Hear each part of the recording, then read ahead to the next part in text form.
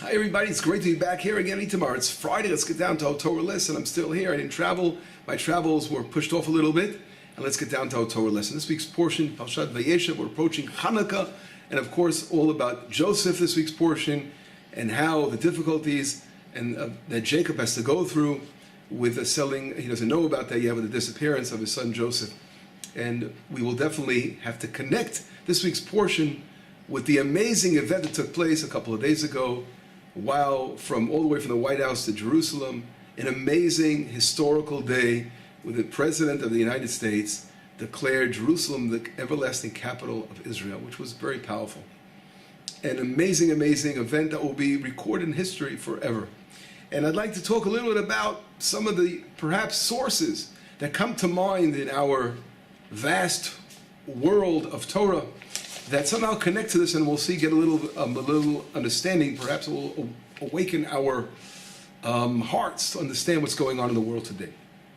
If we look, where does this all begin? If we look in the beginning of the book of Ezra, okay, and this Ezra, as we all know, one of the great leaders of Israel in the times of the Second Temple, and the catalysts of the spiritual rebirth at that time, Ezra wrote a book called Ezra, and he writes in the beginning of the book, he talks about the king of Persia, named Koresh, or Cyrus in English.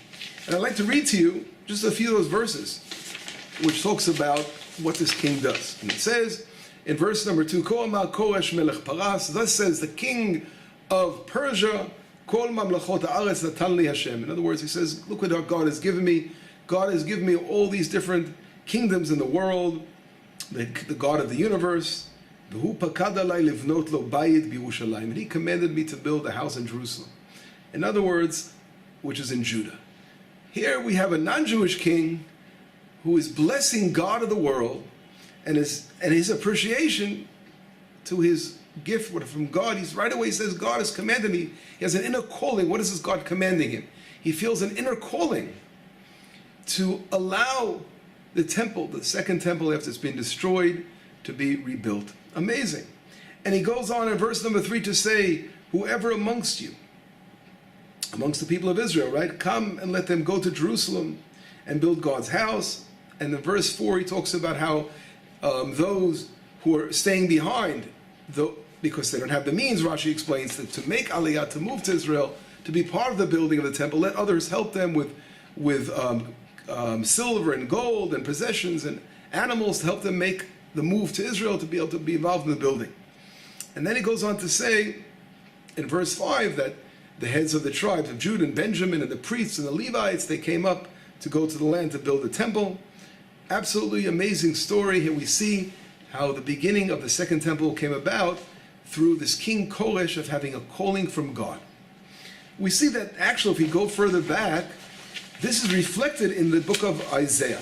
Isaiah, and I'll bring down the verse, he talks about it right out. If we look at Isaiah chapter 44, verse number 28, it says, Ha'omer leKoresh ro'i, who says to Cyrus, my servant, my shepherd, V'kol chavtzi yashlim,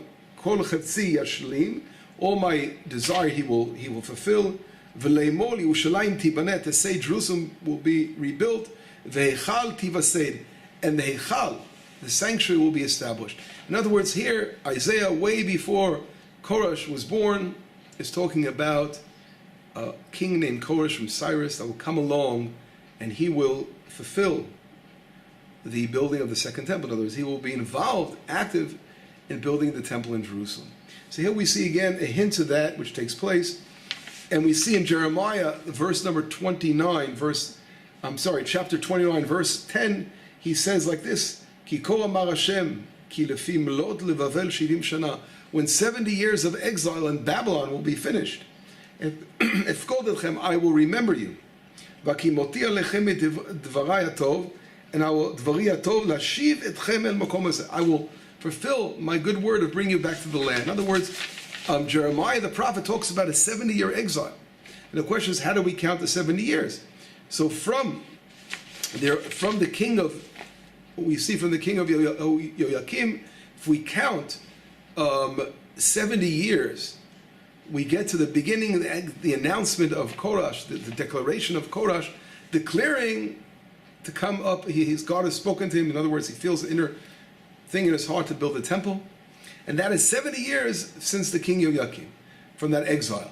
And if we count later on, we know what happened. Although this was a tremendous beginning of a great thing to build a second temple, we know that there were those who got involved and caused Koresh to stop it, because they said the Jews were rebelling, and it was pushed off. It was pushed off for another 18 years till the son of Queen Esther and King Daryavesh,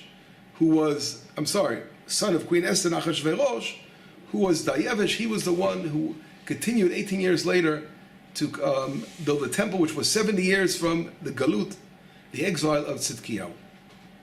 But anyway, we see here, and again, a reflection to what Jeremiah is saying, and Isaiah, again before Koresh, that this is a process that, again, is sort of, the prophets already were connected to what's going to happen, that this king is going to come along and be involved in building the second temple. But where does this all begin?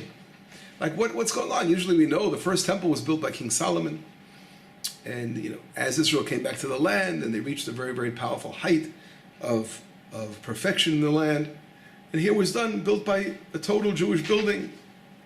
The nations of the world were involved, maybe sending lumber from Lebanon, whatever, but the building itself, the initiative came from King David and then from King Solomon. Here we see for the second temple wasn't like that. The initiative really came from, wasn't that the Jews didn't want to rebuild their temple, but they were, again, in a bad situation.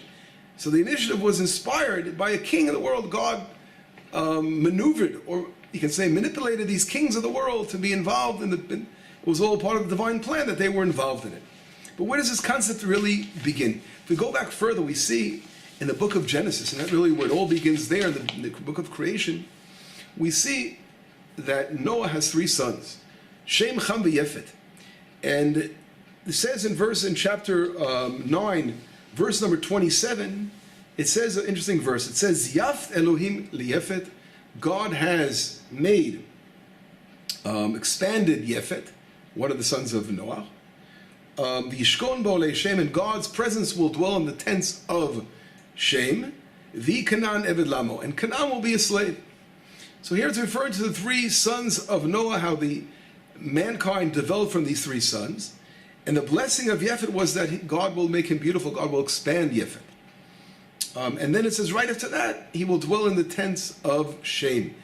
What does it mean to dwell in the tents of Shem? Shem, who from that side came the house of Israel. Obviously, Abraham and that whole line of Israel came out of Shem, the Semites, right? So it was in the tents of Israel that the divine presence in the temples, and of course when their study homes, in their homes, the divine presence will come down to the earth and dwell there. But we see a connection, right? Yefet, right after Yefet, we see God's presence coming down. So there's sort of like a connection again right there between Yefet and the tents of Shem. Who was Yefet? And Rashi goes on to say, and we'll read a little bit of Rashi.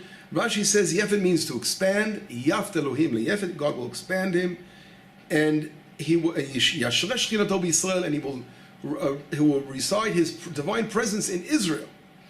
And Rashi goes on to say, umidrash chachamim, and according to a midrash, afa pi sheyaft Elohim liyefet, although God will expand Yefet and bless him, shebana Koresh ayam b'nei Yefet bayit sheni. He says because Koresh, Cyrus, the king we just spoke about, he was, again, a descendant from Yefet. Lo shata b'shchina, but there still was a lack of divine presence in that building.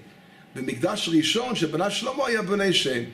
Right? V'heichan shata, but where did the divine presence reside? In the first temple, because the first temple was built by King Solomon alone. In other words, it's an interesting midrash Rashi brings down. We have to try to understand that.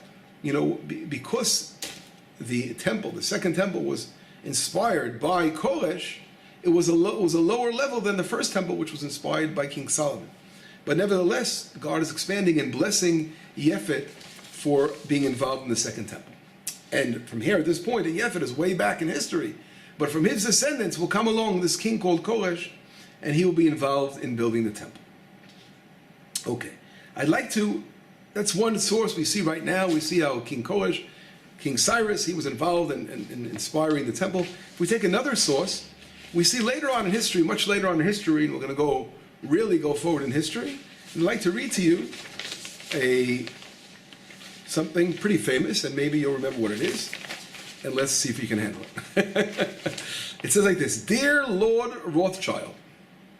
Okay, Lord Rothschild, I'll explain to you, was a head of the Jewish community in England at this time in 1917. Okay? We're talking about during World War I time. I have much pleasure in conveying to you, on behalf of His Majesty's government. Now, who was His Majesty's government at that time?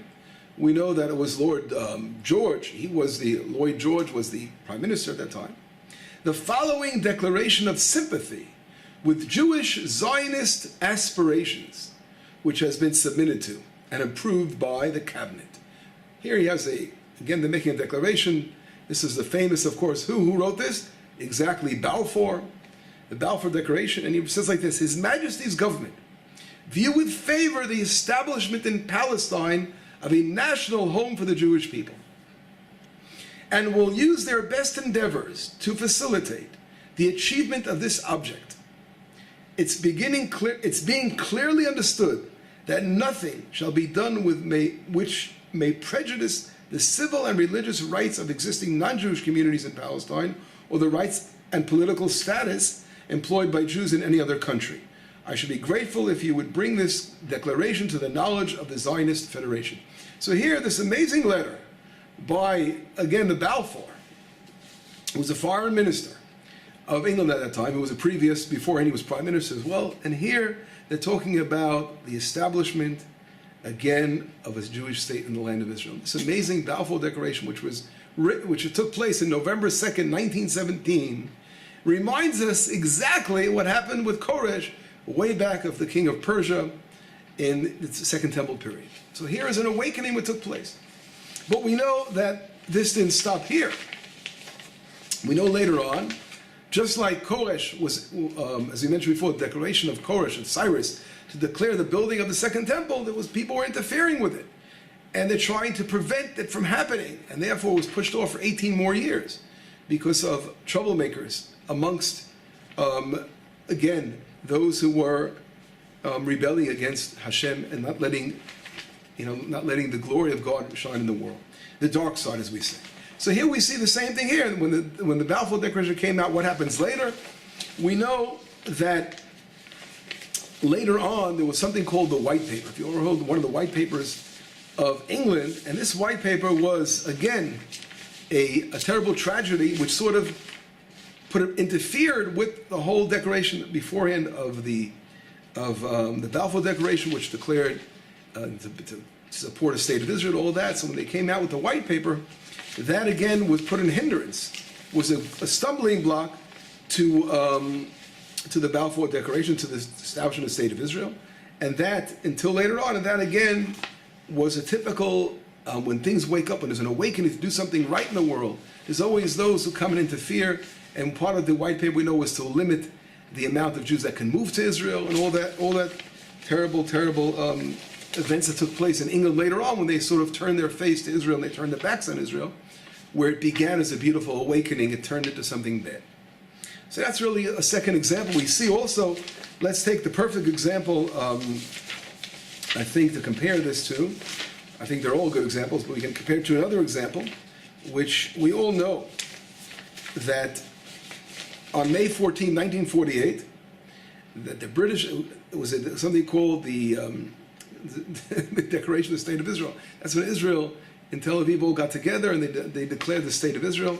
That was led, how did Israel come to declare a statehood in May 14th, 1948? We know that there was a famous United Nations resolution which marked, and this is called resolution number 181. I'd like to read a little bit of this.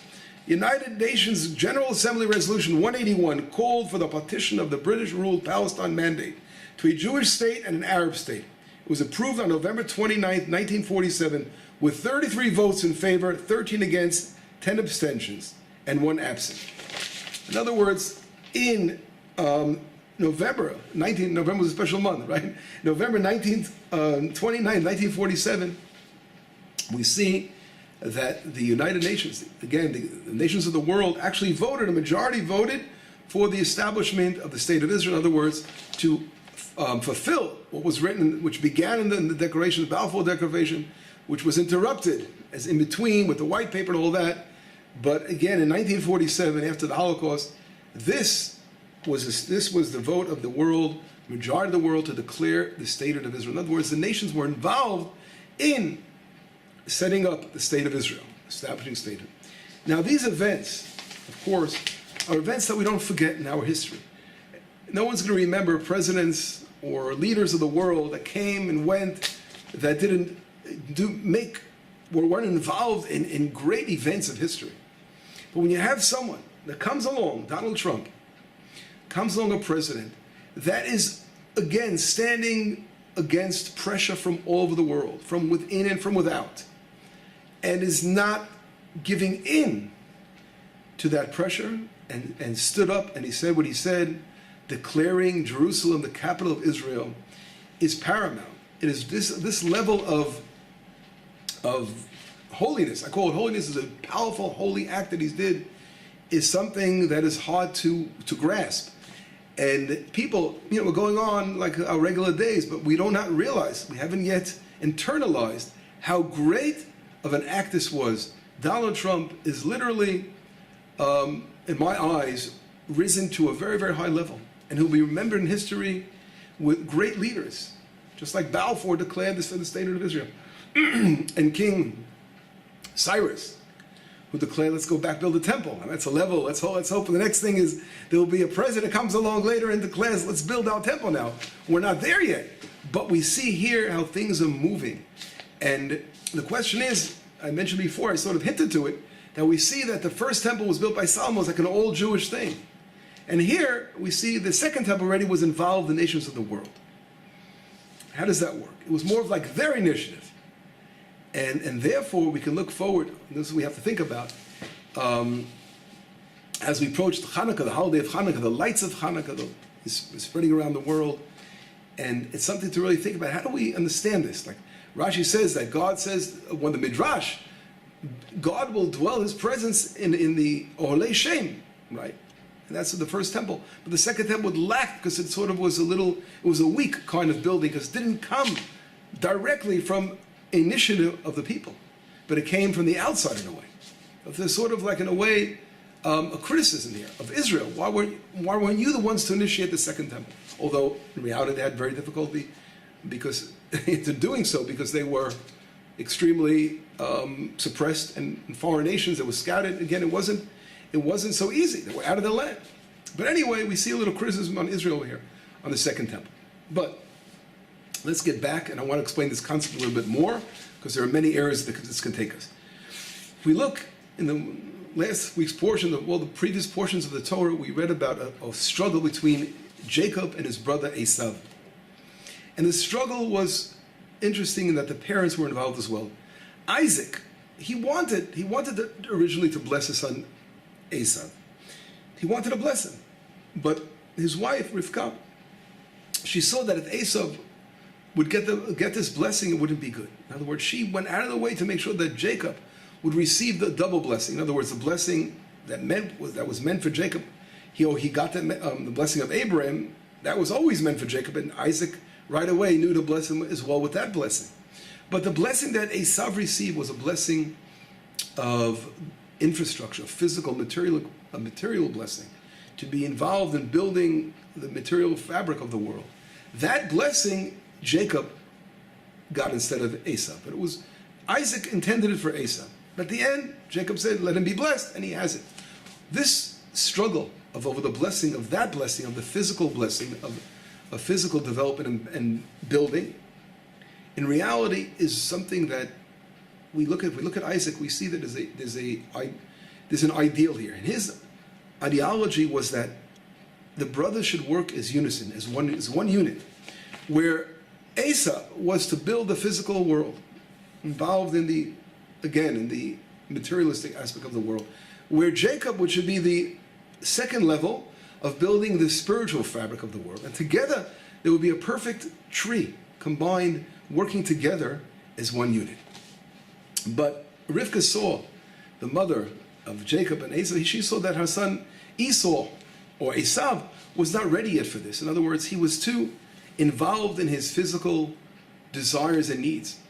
He was too, again, what's the word, not properly rectified.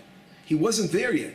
Isaac was looking at the future ideal, but it was Rivka that saw the present reality that he wasn't ready for that level yet. And therefore we see something very interesting, in that Jacob, now it says, Hakol kol Yaakov, the voice is the voice of Jacob, but the hands are the hands of Esav. In other words, Jacob had to take the hands of Esav, and he had to actually also be involved in the physical building of Israel, not only on the spiritual building. But in reality, the idea would be that Esav would help build the physical building of the world. He would really help Israel by letting Israel be the spiritual leaders of the world in the light of God in the world. But on the other aspects, he would be involved in building the physical plane and worrying about all the physical, materialistic world. But that didn't happen at this point, because Jacob had to receive both blessings.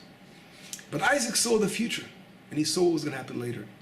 In reality, we always say we have to realize that God created billions of people in the world. And God loves all his creations.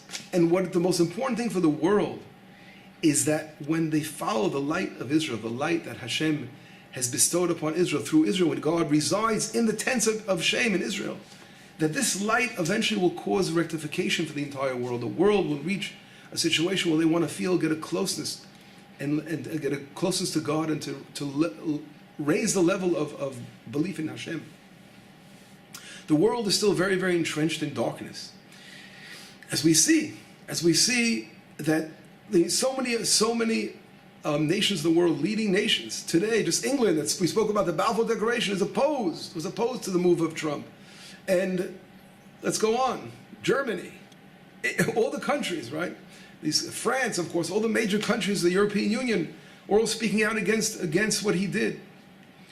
Of course, let's not to mention, of course, Russia and all the Arab countries that obviously are not going to stand together with Donald Trump on this. But we see something so powerful. When a man is able to literally overcome pressure, overcome these evil forces of the world that do not want the divine temple to stand in one day in Jerusalem, that do not want to see the world go forward in the light of Torah in the world, in the light of God shining in the world. That's really what the battle and the struggle is all about.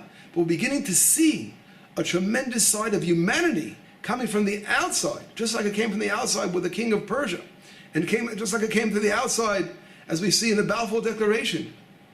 And those who voted for it, so we see that the nations, there's a conflict, and the nations have to overcome that, and they have to overcome their personal interests, and overcome their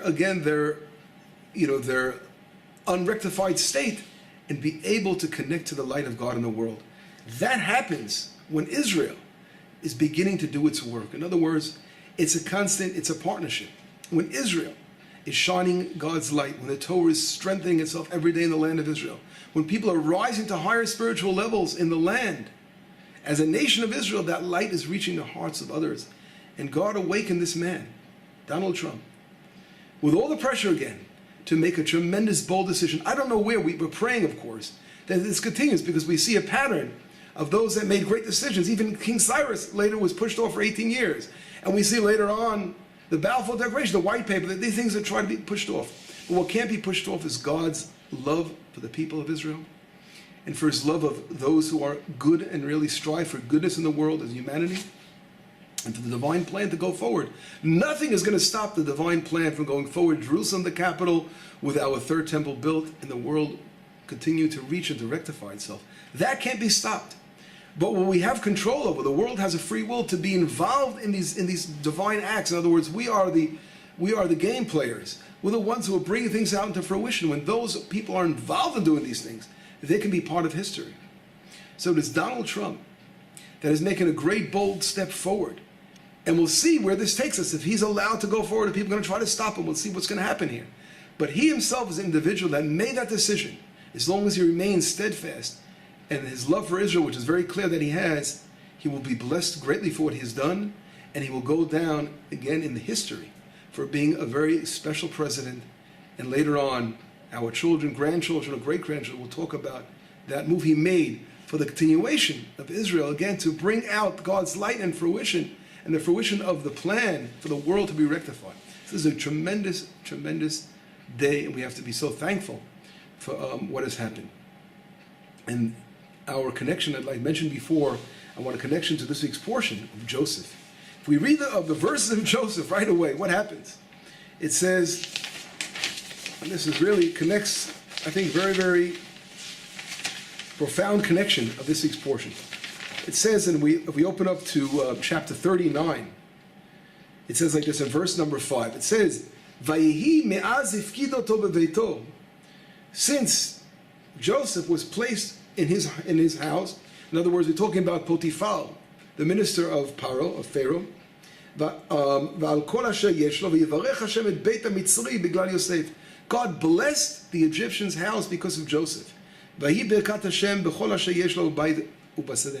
Everything that he did, this man Potiphar, because he invited Joseph in his house and he uplifted him, he therefore became blessed himself. And then what happens?